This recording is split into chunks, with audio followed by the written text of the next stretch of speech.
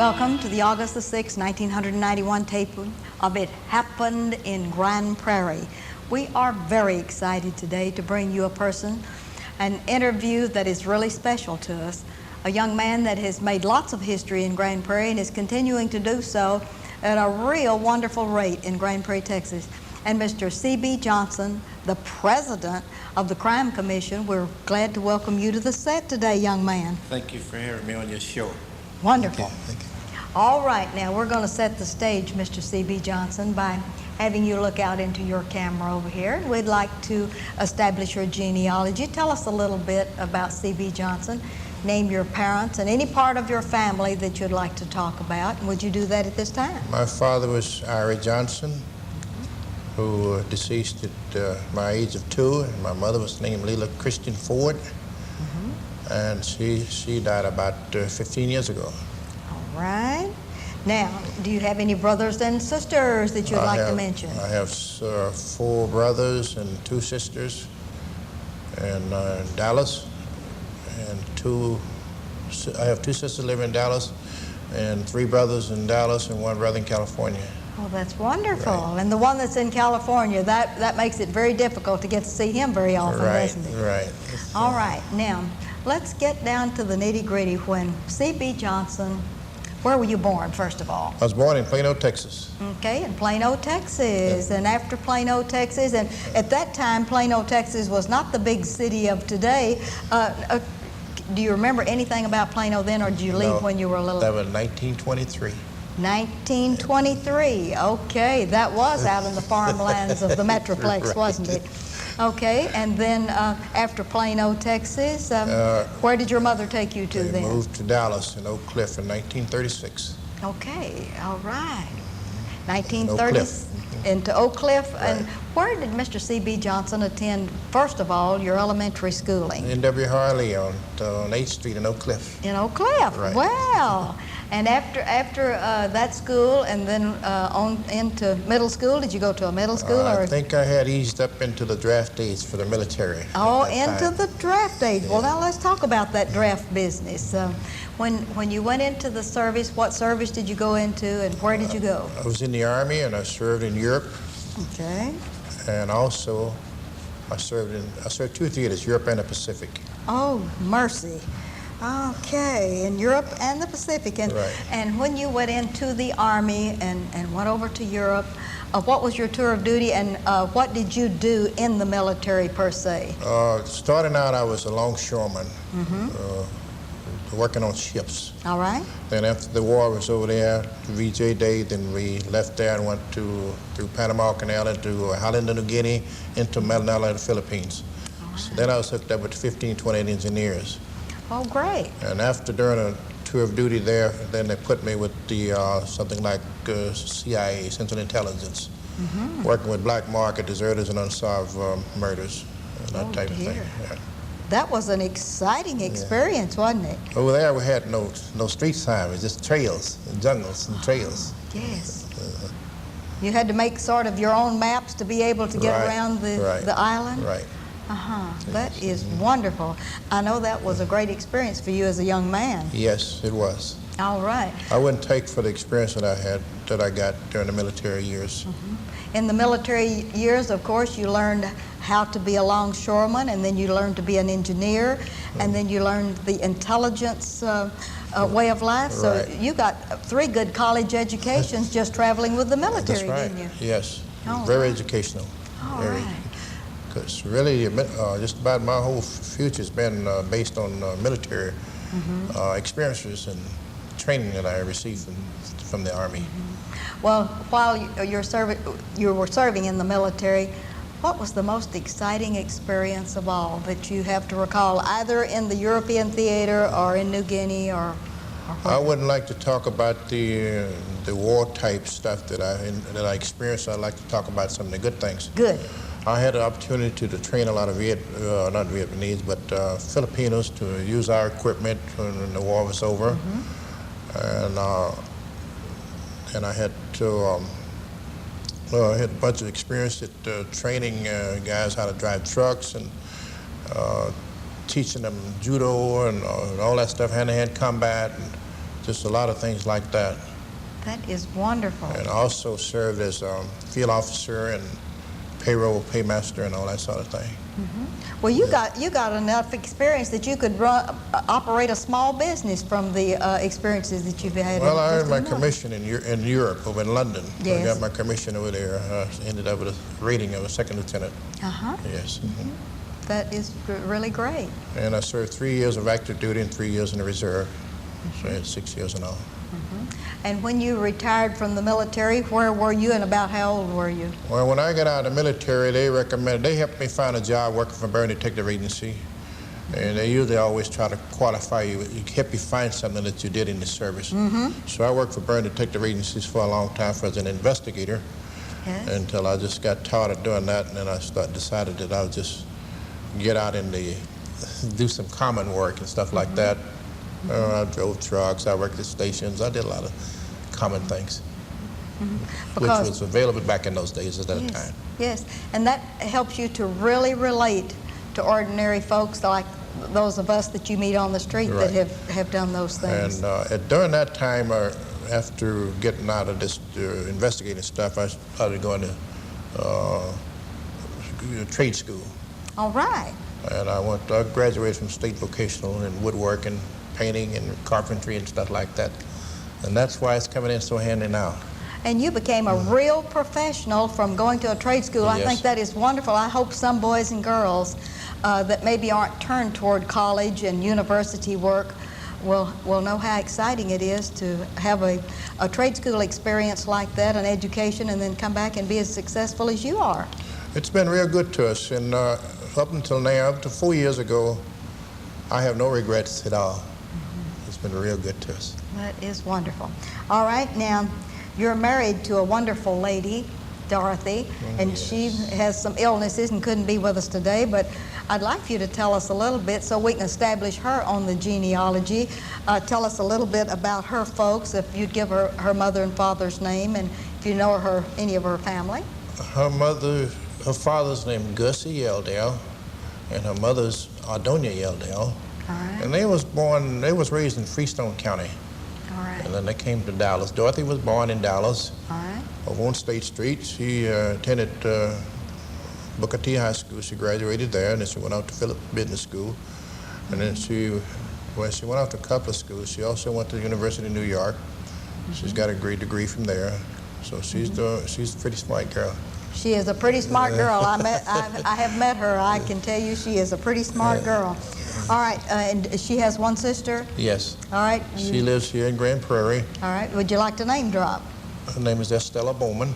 All right. Yes, she moved up here from Maybank, Texas. From Maybank, They was in the cattle business down there, and really that's where they got me. I got started fooling with them, you know. Yes. All right. Now, I know that you have brought some show and tell pictures along. First of all, I'd like to get this one of you in the military. I think that maybe we can pick this up if you'll help me hold this book right here. Let's get that where the camera can pick that up without any glare on that, do you think? Now, about what age were you when this picture was taken in this wonderful... I was a great 24. Great 24 years old when you were in the military. Isn't that wonderful? That's when I come out. That is a good memory for us to put on this tape so that you'll have that to put in your memoirs, won't you? Okay, and where were you when this picture was taken? I was in Philippines, in Manila. In Manila, in the Philippines. I was in, let's see, I got out in February. That must have been somewhere like in December. Well, it had to be earlier than that because I'm in summer clothes. All right. Now, just because it's always hot over there. We're going to get to some of these other pictures just a little bit later because that's a later part of your life. And after you have been back into the Dallas area, where did you settle after getting out of the military? I settled in Dallas after I got out of the military. And held all of these jobs? And then I decided to leave there and come to Grand Prairie because Dorothy's folks lived in Grand Prairie, and I liked this fresh air down here. I never liked big cities. And the air was so clean and clear and smooth and cool. And we just come out here and stay till it get dark and then go back. All right. Tell me how you met Dorothy. Oh, wow. Wow, that was a good question, wasn't it? We were just apartment like neighbors. All right. I lived in apartment 1 and she lived in apartment 2, and we met like that, just through passing each other in the hall. Uh-huh. And she was a good-looking, smart lady. Yeah. I'd be watching her every day, boy, I tell you. You bet.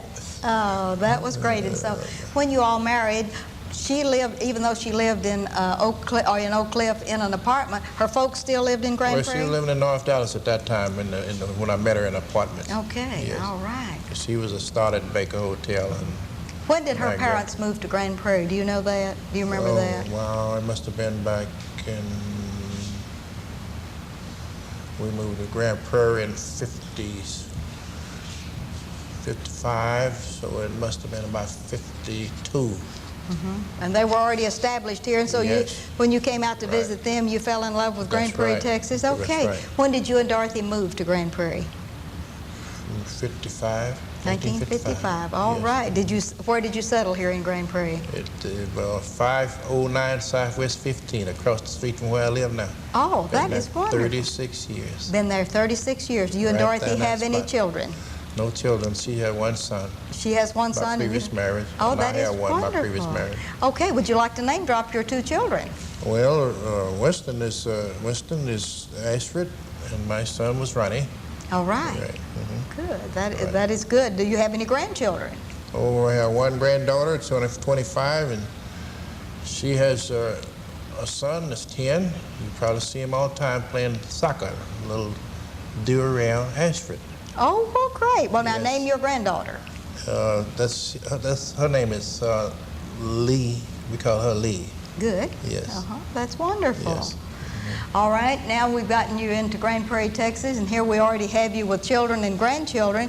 But when you moved to Grand Prairie, what were you doing for a living? I was a chemical salesman. I was working for Republic Chemical, selling chemicals at that time. All right, and how long did you stay with them, and what happened after? I worked for them for about 5 years, and then I left them and went to work for Firestone. Firestone tire company here in Grand Prairie. I worked for them like about a year, getting a vacation. Yeah. I sold for them tires and refrigerators and stuff like that. Yes. And I went to work out at the Miller's Hospital, 78 Minutes Hospital on Southwest 3rd. Yes, yes. So Dr. Miller. Dr. Miller. I worked for him for about 8 years out there. Yes. And then when I found out he was going to leave and go to Oregon, sell out, then I got into the painting and decorating business. Painting and decorating, is that right? That was from your trade school experience, wasn't it? I was doing it part-time all the time anyway. Yes. Then I decided to just go full-time. And you've made that your living for how many years? 30 years. 30 years. Right. That is so wonderful. Right. All right, and what I want to get around to is what brought you in to working with the Crime Commission as the president? That's real interesting. Yes, tell us that story. Oh, I got that right to the money. They was asking for volunteers out there. Well, first thing happened, Chief Crum come to the community and met with the citizens out there, and they talked about a storefront. All right, that's the number one storefront. Try to beat the crime down out there. All right. So the attendants, they all agreed on it. So we found a place, and they gave it to us free rent at that time. Then they started asking for volunteers to help work and fix it up and get it in shape. And then I read this in the paper, and I called the station. I said, hey, I got some paint, I have some time, and I'll be glad to work with you and help you do anything you want up there. How wonderful. So I worked with them 2 months and fixing it up and nailing and hammering and so on, painting and stuff like that. I don't know what Deputy Chief Rick White saw me, but he asked me would I be willing to serve on the board of directors of the Crime Commission. I said, yes, sure, I'd be glad to do that. And he had already checked on me, though. You believe that? He had checked on me. He checked you out good and found out about all that. I said, how in the world did I rate this? He said, you earned it. He said, you earned it. That's great. I served on the board of directors for a year, and then they decided they wanted a president. So they asked me would I serve. I said, yes, I'll do the best job I can. Served a year, and this is my second year. That is wonderful. Up to this period. And with all of your experience in your intelligence work that you had in the past, I know it's helped greatly on this crime commission. Yes, hasn't it? and then also I went through the Citizen Police Academy over there, and I also went to Beaumont and took 16 hours of criminal justice studies. Yes. And I went, not Beaumont, Abilene. Then I went back to Beaumont and took 8 hours. So in all, with the 30 hours I got in the academy and 16 hours and 24 hours, well, I got 52 hours in all now of criminal justice and military studies. What's it been like working with the Crime Commission? It's been very interesting. It's been it's a challenge, and it keeps me sharp, and I'm always busting my head trying to figure out how to help make something better. I work real close with the chief over at the police department and all the officers over there, the deputy chiefs, and a lot of the patrol people, the narcotics people, and it's a very interesting job, and I just enjoy it. Would you like to name drop some of the wonderful people that are on the Crime Commission? I know I've attended several of your meetings, and you have some wonderful officers that I know that they have been giving so many volunteer hours to that. Would you like to name drop some of those good people?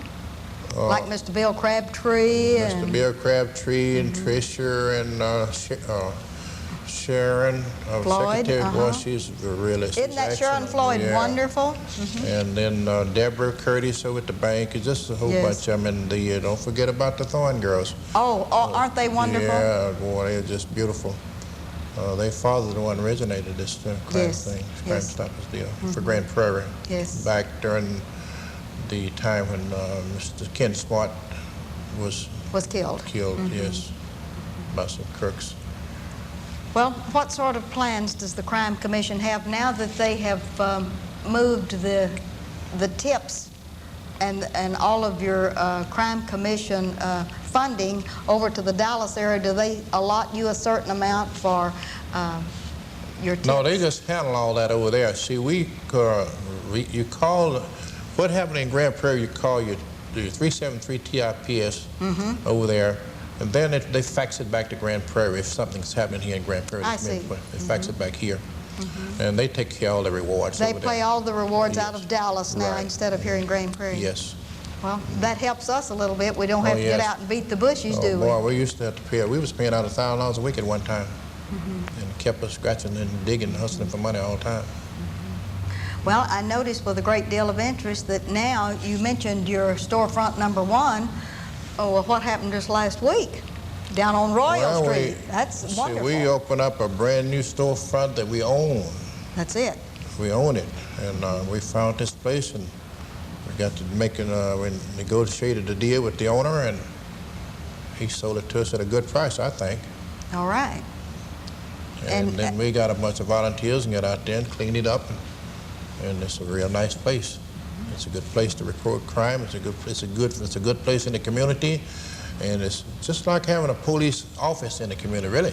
Yes, That's what it is, yes. Well, now, are you in charge of this office there, this storefront? I work with Georgette out of there, the female officer that works out there. I work with her and with different things out there.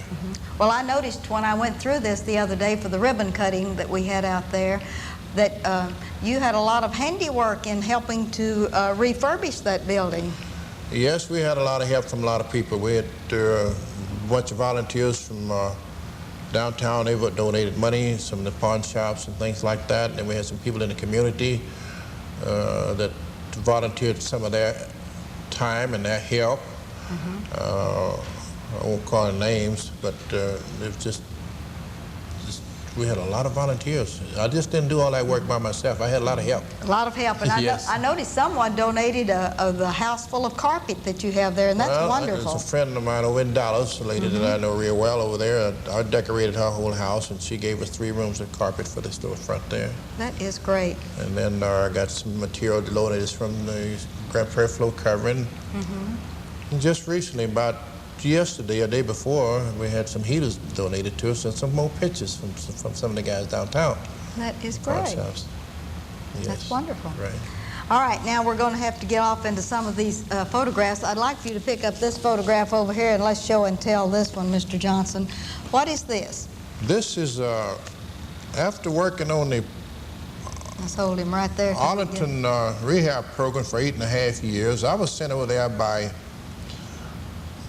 recommendation from Mr. Cliff Johnson, our old city manager. He recommended me to the city of Arlington because they was needing a minority contractor over there. Yes. And they couldn't find one. You have to have somebody local. Yes. So he sent me over there, and I worked for them 8.5 years over there, and I gave them a notice that my time was about to get up, reaching the age where I want to retire, and when I finished up all my contracts, well, I didn't want to accept any more work. So they figured out, well, what are we going to do with all these contractors over here? They've been doing a good job. So they decided to give us some awards or plaques or things like that. That's what that is. That's great. Yeah. All right, you're doing a lot of other work too, and I'd like for you to show and tell this picture and see if we can, you can explain what this picture is of. Let me see if we can get that on camera without a glow. Yeah, there we go. Okay, let's talk about that. Okay, let's see, let's move it that way a little bit. All right. Let's see that look like almost in white right there in the corner there. Yes. Now. Yeah, okay. That's when we had our open house on our first new church. And name this church. Mount Olive Baptist Church in Arlington. Mount Olive. Yes. That is Since great. then, we added on to it twice. We got too small, and then we bought some more, bought 5 acres or 7 acres, and built a new church. All right, you're building a new one right now. It's already finished. It's already finished. Tell me about it. We've been in it a year now. All right, tell me about it. It's a big, it's something that you got to see. So it's a $3 million church. And where is it located? On West Street. On West Street? West and Sanford, right on the corner of West Street and Sanford. In Arlington, Texas? Yes. Uh-huh. We have a full-size regulation gym, jogging track. We have 30 classrooms. We have a balcony, elevator, cafeteria, stage. It's something else. Okay, well that's a lot of good show and tell. Now, what I'd like for you to do now, Mr. C.B. Johnson, I'd like for you to look out over into your camera, and I'd just like for you to talk to the young folks that may be watching our show, and encourage them in their education, and then come along and encourage them to stay out of crime, because that'll mess up their lives. Would you do me about a 5-minute dissertation on that? I'd like to see the kids, I'd like to tell them the best thing for them to do is to stay in school. Important. Because the time now is that you have to have an education to even be a babysitter. And I talk to kids all the time, and I ask them, if they want to be stupid, don't go to school. If they want to be stupid, just don't go to school. And if you don't want to be stupid, stay in school. And then I talk to them about myself. I say, hey, here I'm 68 years old and I still go to school. And they look at me, this is funny. Yes. I say, yes. I just left for Abilene, doing some criminal justice studies. Not too long ago, I started in Beaumont doing some criminal justice studies. And they think that's really something for me to be going to school. Boy, they really look at me funny when I tell them that. Yes. And I believe that I'm impressing them to do that, and I think it does some good. And I tell them I don't smoke, I don't drink. And you don't do drugs, do you? That's right. And that'll help you get to be 68 years old. That's it. That's my age. If you just keep a clean life and eat good food, stay away from the drugs and the booze and smoking and all that stuff. And they look at me real funny. And they come to me and talk to me all the time. They do? Yes. And do you ever get to encourage them, like you have mentioned your church in Arlington, that to have a real balanced life, if they'll use their schooling and keep healthy and do other things, and if they every once in a while think about church? The kids that I talk to, most of them are involved in church. Oh, that's great. Yes. Like we have a group over there at the recreation center that just say no drug kids. Boy, they're really something else. They're just really sharp and smart. And when they see me coming, boy, they just like Santa Claus. They're just proud to see me coming, and they just help me do anything. If I want to put out some deals in the neighborhood, flyers and stuff like, boy, they just race to do that, just to help me do it. They just help me do anything. Well, Johnny Stanton is doing a wonderful work at the... Oh, yes, she's done a beautiful job, but I think she's a very great person. Very, very great person. And do you think that this has been an effective deterrent to crime in the Dalworth area particularly? Yes, I think so.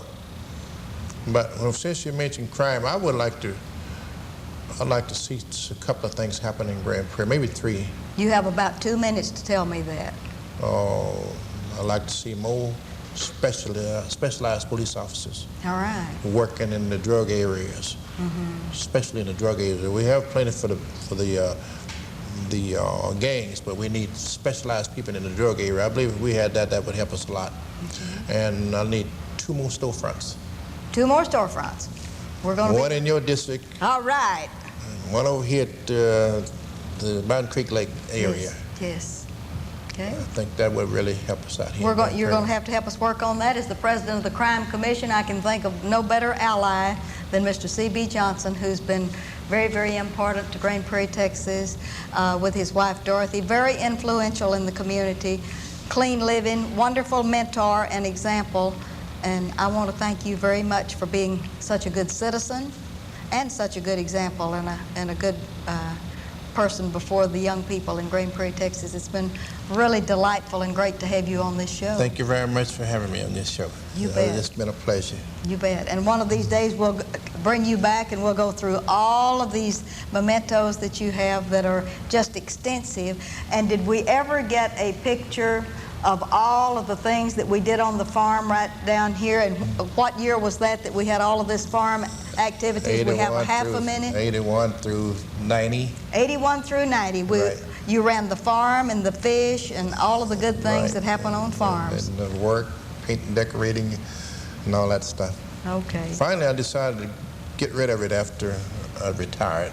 That's good. I'm glad you retired and came back to Crime Commission in Grand Prairie, Texas. Right. Thank you very much. This is the first chance I've had to do anything, and I'm trying to put it back, give something back to Grand Prairie. Glad you gave it to us. Right. Thank you, Mr. Johnson. And this is Ruthie Jackson reminding you that history is as we live and do.